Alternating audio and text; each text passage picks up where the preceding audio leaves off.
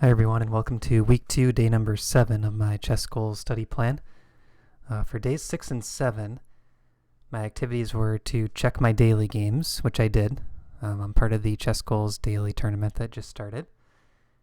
And then the other thing I'm supposed to do is really work on my openings. So setting up and organizing my opening files, checking my previous games, looking for errors, looking for ways I need to update my repertoire or refresh my memory on different move orders. And just as a reminder, if you haven't seen the other videos about my study plan, I'll put a link in the description below. But these are 12-week study plans. You can print them out. It's a checklist. Check off the activities as you complete them. And then we have a community in Discord where we talk about everything chess and study plans, studying, game reviews, anything you can think of. And then also in the chess.com ChessGoals Club, we have a forum there.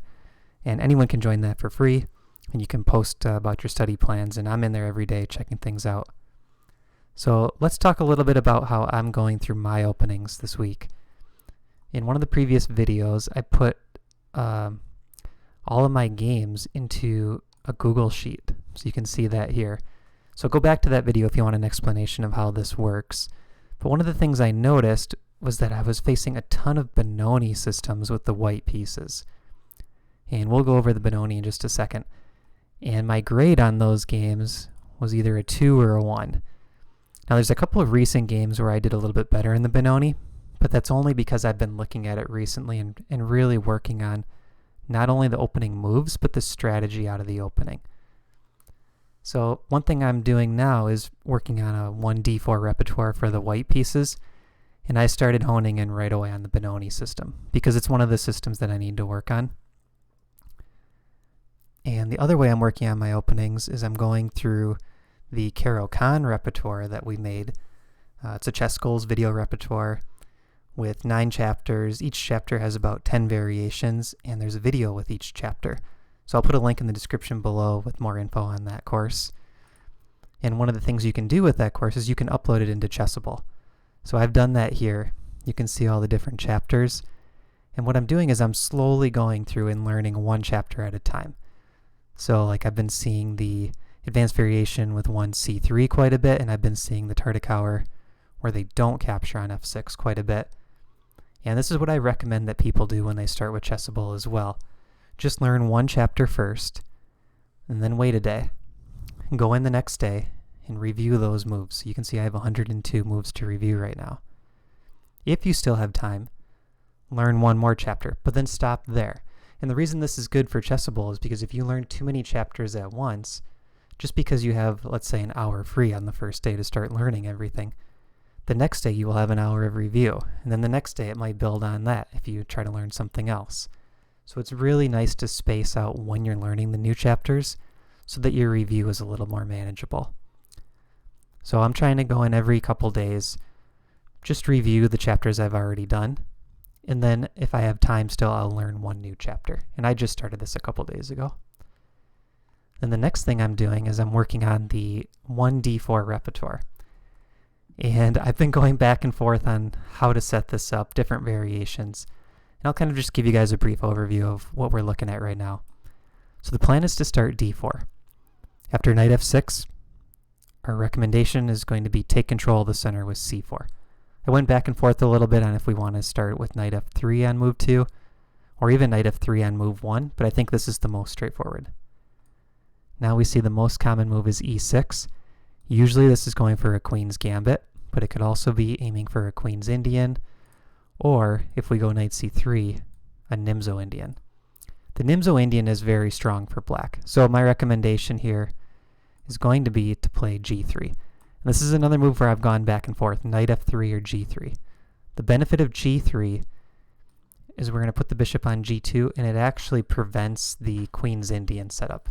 And we'll go over that in the course. But if black tries to play b6, it's not a very good idea. So now the most common move is d5. And here we're going to fast forward a little bit into what's called the Catalan Setup. And this is going to be split into 2 chapters. There's going to be the lines where black takes this c4 pawn. This will be the Catalan Accepted chapter or Catalan Open. And then there's going to be the lines where black decides to just hold the center solid. So this will be the Catalan declined or Catalan closed variation. And we're going to have some good variations to recommend for both of these to really put the pressure on your opponent. I think the Catalan is a really solid opening that gives white a lot of winning chances. And if you're good at the setups, it's very hard for black to play for the win. So backing up a bit, here, if black goes bishop to b4 check, we will probably have a mini chapter on this, and this is called the Bogo Indian. And one thing that we'll do in this d4 course is I think we'll have 6 main chapters, so 2 of those are going to be the Catalan. And then we will have about 6 mini chapters, which are about half the size. So the main chapters are 10 variations each.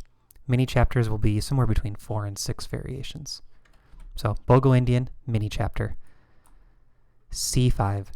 This is one that gave me a lot of trouble. This is called the Benoni. This is what we just talked about from my takeaways spreadsheet. Here we will be recommending d5. So this is going to be sort of a mainline Benoni with the g3 pawn committed. So we're going with a fianchetto variation. And you can see here I have all 10 lines already planned out with the Benoni fianchetto. And I'll just show you the main line to give you a preview. So after g3, takes, d6. Now I'm recommending knight to c3, and this is to prevent the b5 pawn from the b5 push from happening. Both sides fianchetto, get castled. And now we have this nice move, bishop to f4, pressuring the d6 pawn, and you can see our position is very solid, and what we're going to try to do is control black's counterplay. So after a6, we just play a4. We're going to control black's counterplay, and then also look to eventually expand in the center, or go after this weak pawn on d6. So we'll give you plans in the Benoni going forward, but I think you'll really learn to like this system, and it goes well with the Catalan, having this fianchetto bishop on g2. So now let's see what else black could try.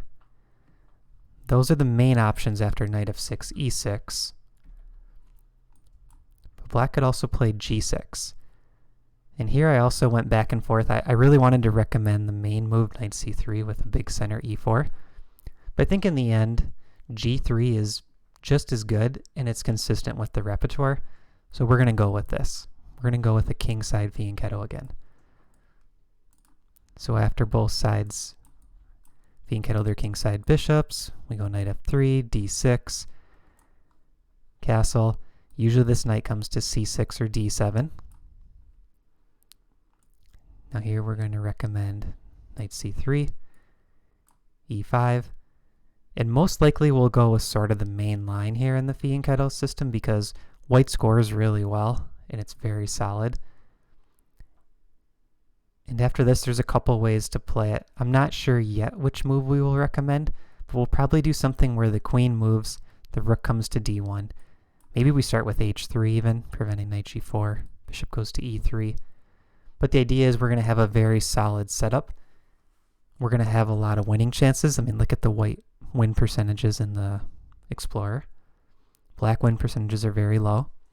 And it's going to be a system that you can get used to. You can be comfortable with this fianchetto bishop on g2 and the plans moving forward.